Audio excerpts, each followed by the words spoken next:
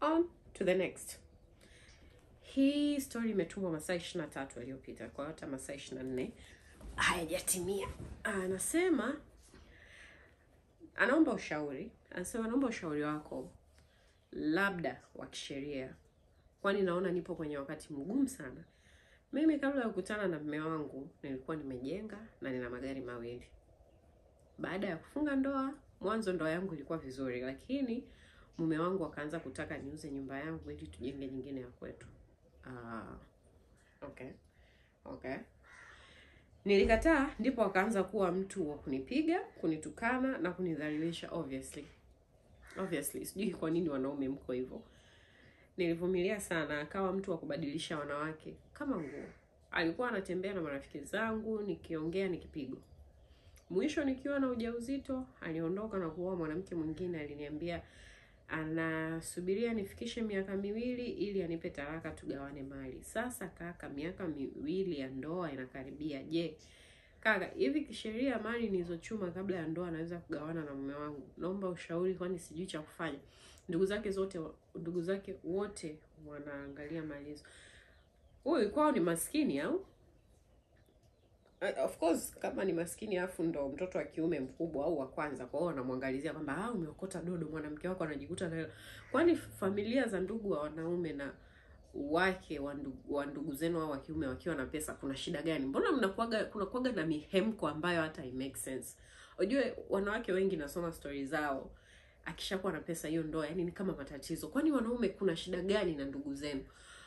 Wewe unaona ina make sense umekutana na hata kama ingekuwa ni mimi naolewa na mwanaume ambaye nimemkuta tayari na mali zake, ndani ya miaka 2 tukaachana, yani mimi siambuli chochote, sina chochote hapo, unless kama nilimkuta hana and then tukaprovide pamoja, tukajijenga kwa pamoja ndani ya hiyo miaka 2, then that makes sense. Lakini umemkuta mtu ana mali zake, ndoa yenyewe maana yake mmeseparate hata kabla hiyo miaka 2 haijaisha, mwakuanzia tu mmefunga ndoa ni changamoto. Afu kwanza twende tukasome comment. Comment ya kwanza anasema, pole sana dada yangu kwa unachopitia. Mali ulizochuma kabla ya ndoa hazihusiani na ndoa yako. Fact, hiyo ni common sense. Kwa kulitambua hilo, mumeo alitaka uuze nyumba ili mjenge nyingine. Na alitaka muuze nyumba. Yaani yeye anapokuona wewe una mali anaona kama vile umemzidi parefu sana. Yaani tayari ushakuwa kwenye competition. Na uaga mnaona hivi vitu hata kabla ya ndoa. Yaani wewe kuwa na nyumba na magari anaona umeshamzidi parefu sana. Kwa hiyo the only kitu anaweza akakwambia kufanya ni kwamba unajua tunaweza tukauza ili sasa tujenge wote, na mimi kama mwanaume nijione sasa na kitu. And the moment umeuza, mmejenga, wewe hiyo nyumba sio yako, hata kama mtajenga tena kwa umeuza nyumba say milioni 300. Hiyo milioni 300 mkaitumia kujenga ile nyumba nyingine. Ile nyumba sio ya kwako, itakuwa ya kwake na ndugu zake. Naomba nimalizie kusoma. Jambo la muhimu, tambua uhai wako ni wa thamani kuliko chochote. Uhai wako ni wa thamani kuliko hata hiyo ndoa.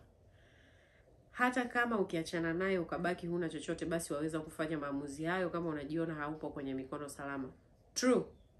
Na sidhani kwenye mikono salama inawezekana pande mbili. Sidhani kama ni abusive, lakini kusema anaweza akampiga kumuua, kwa sababu watu wengi ambao ni abusive hawataki uondoke. Yaani anataka uendelee hapo, ni either akuue au ila hatataka uondoke. Ila kama ni mtu ameshasema nataka tuachane, yes, unaweza kuondoka na mali zako vizuri tu tena na ukaendelea na mali, manake mwenye kaamua kuondoka na kashaoa. Yaani uzuri kashaoa, manake hapa kwenye mikono salama kidogo inaweza isiwe issue sana, kwa sababu kashaenda kuoa, manake kaendelea na maisha mengine. Naomba kurudi.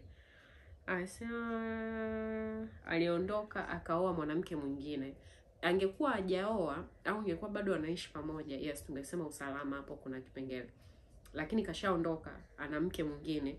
So huyu ni mtu ambaye akilini kwake na ndugu zake kumjia kichwani anahisi kweli atambulia chochote. But my guy, hapa huyu kaka ambulia chochote. Lakini na wewe usitetereke, hana chochote. Tena miaka 2, bora hata ingekuwa miaka 5 ungeweza ukasema ina hold.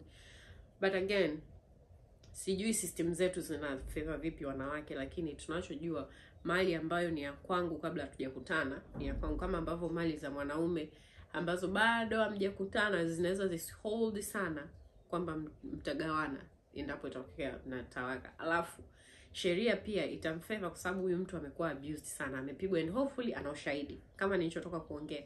Hivyo vipigo sijui nini, ushahidi wote unaopata wa mwanaume kuwa abusive, tafuta ushahidi, usifute. Kama huwezi kuweka kwenye simu yako, tafuta folder. Kama ni kwenye saizi unaweza ukatengeneza mafolder hata online.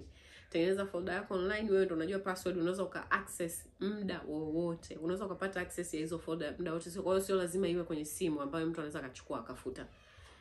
Tengeneza ushahidi wako, weka kwenye folders. Jamani, na tujifunze kuhusu sheria, tujifunze kujuana na wanasheria, wao wanaweza kutusaidia kwenye haya mambo. Wanawake wengi wanashindwa kutoka kwenye abusive relationships kwa sababu hatujui sheria. Watu wanakaa kwenye ndoa, wanakungutwa, wanachitiwa, nini.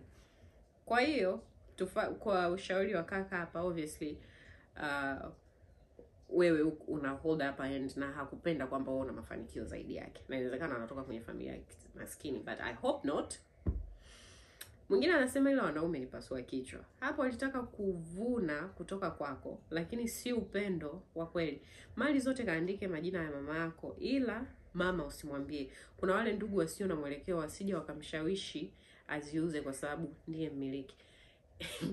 Wote unaweza kukuta mdogo wako. Unaweza kukuta mdogo wako wa kiume wa kike anaenda kumshawishi mama yake kwamba hivi ujue, kwa sababu mali zikishakuwa kwenye jina la mtu ni mali yake.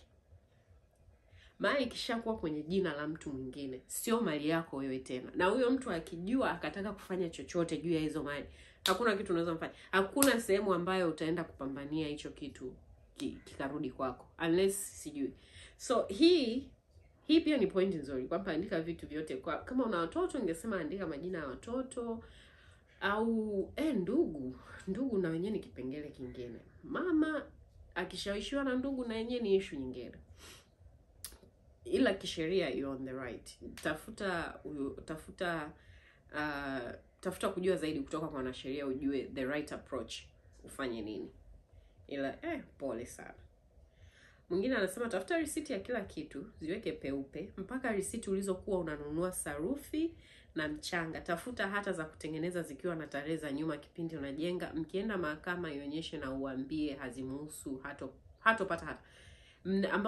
Sasa najua kwa nini bibi yangu mpaka mimi naenda chuo nafariki tumekuta risiti za TANESCO, risiti za kila kitu. It's for a reason. Sasa sisi wa siku hizi tunajikuta wakishua hatuna risiti, tunaona ni makaratasi mengi. Jamani, huwezi jua haya makaratasi atakapokuja kukusaidia. Wewe binti ambaye sasa hizi unaanza kujichakata, umenunua kiwanja au una gari, unaanza kujijenga, una vitu vyako tangible, kuwa na ushahidi. Yaani kama wewe ndo binti, of course sasa hizi mabinti wengi tunahangaika, tunajitafuta hapa na pale, chochote ambacho tuko nacho, weka ushahidi. Okay, kama huwezi kuweka makaratasi, narudia tena, vipige picha, tunza kwenye online, kwenye platforms online. Yaani sasa hizi unaweza ukawa unatunza vitu vyako kwenye system za online. Hata ukienda wapi simu yako hauna, hicho kitu utakiaccess tu, na hamna mtu yote atakuwa anaweza kukiaccess kwa sababu wewe ndio utakuwa na password.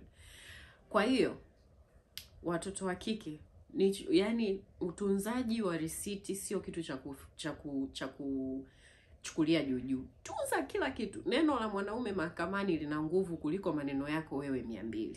Ndio maana wanaume hawahangaikaje, anajua mimi nimenunua kiwanja kajenga, hata kama yeye kikubwa ana risiti tu na hati. Wewe itabidi uwe na hati, ujenzi, ulifundi ulivyolipana na kila kitu, kusisitizia kwamba jamani hiki kitu ni cha kwangu. Tunza kila ushahidi ambao unaweza kupata kwenye maisha yako kuhusu wewe. Tunza. Haya.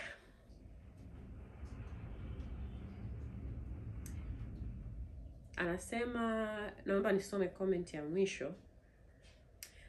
Hii comment ya muhimu sana. Anasema kwanza, je, mtoto alizaa naye? Hapo wajuzi wa sheria hasa watupe vifungu vyao vinasemaje. Je, kama una mtoto unaweza kumwandikia na ikawa sawa? Mama, mimi siwafiki kwa kuwa tumeshasoma visa vingi walozulumiwa na ndugu zao. Kaka msaidie walozulumiwa na ndugu zao. So huyo anachosema kama mna mtoto, ndo kama pointi yangu nilivyosema, tafuta msaada wa kisheria zaidi. And by the way, sasa hivi jamani, jitahidi uwe na, sio lazima rafiki mwanasheria, lakini jitahidi kuwa na mtu kidogo ambaye anajua sheria. Ikitokea chochote unaweza kumuuliza au akakusaidia kuuliza. Ni vitu muhimu. Sasa hivi dunia inavyoenda, sheria kidogo sio kwa wenzetu, washatupita. Sheria ni kila kitu, ndio maana wanasheria ni kazi kubwa, very expensive kuwapata. Kibongo bongo bado kidogo tunajikongoja, tunaona kama bado hatuwahitaji, lakini kuna matumaini. Na tukianza kufuata sheria kwenye vitu hivi kama vya ndoa na mali na nini, kutakuwa na kausawa kidogo, somewhat kutakuwa na kausawa.